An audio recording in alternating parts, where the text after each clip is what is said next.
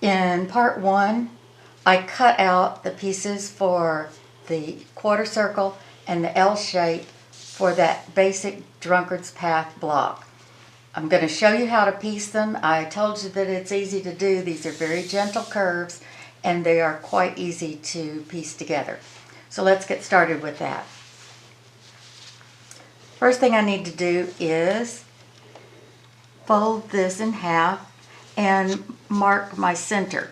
Just finger press is fine. I just need to know where that center part is. This is the way the block is going to go together. So I know that this is my first part of my seam. I'm now going to turn this over, right sides together, and match these edges so that they are straight and this corner is matched. This is a real key element of making this block come out square at the end rather than come along here and do a jig. And now matching the center spot. What we're going to do is work in half of the curve at first and then the second half. I'm going to start with my leader. My little furry person is on my pedal here. Oops. Start with the leader because that way my beginning of the seam here does not bunch up and make a tangled mess. I'm using a 1/4 inch foot. Pull out that pin, you don't want to run over those. I'm using a 1/4 inch foot because although I've been quilting for 30 years, it still gives me the accuracy I need on a curved seam. It's very easy to kind of wobble along as much as I think I can do a 1/4 inch seam accurately. And if you'll look at this, it's practically laying itself in place without any pins.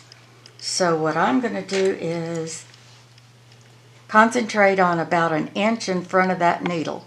And whatever happens down here, we're not going to worry about right now.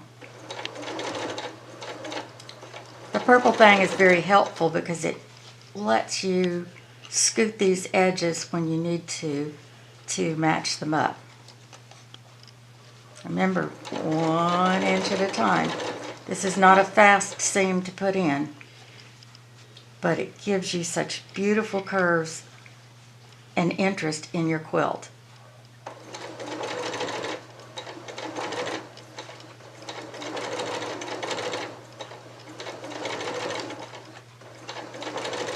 Now that we've reached the middle, I can pull out this pin so I don't run over it. And I'm going to move it to the end. And again, match up those straight edges and the corner. And pin. And I like to pin a little bit away from the edge because now I've really matched this section. Back to the middle.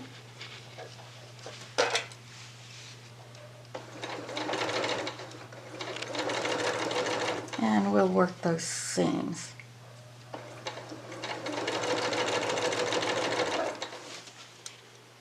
Now see it laying in place the rest of the way.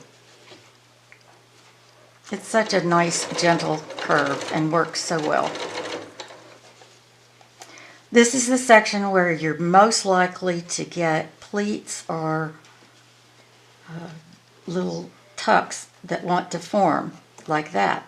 What you can do is leave your needle down, lift your presser foot up. This is a time when your knee lift would really come in handy. There isn't one on this machine though.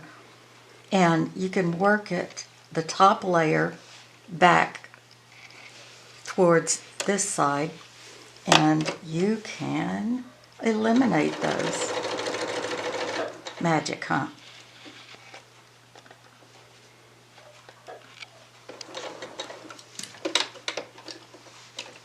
Get rid of that little pleat. Don't want a pleat.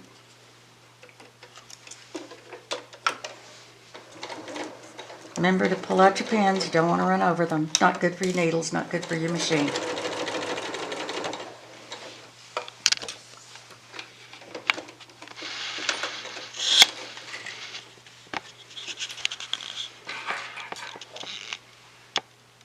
I stitched this in dark gray thread, which I would not normally do, but I wanted you to be able to see that seam. It's a very nice 1/4 inch seam.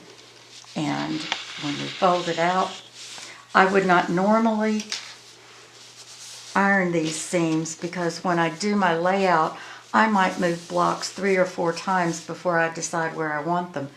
And when I lay them on the design wall and I get it finished, whatever I put next to this, if it has a seam that meets, I want one seam allowance to go one way and the other seam allowance to go the other. And it's just easier to take those two down and sew that iron that seam allowance at that time.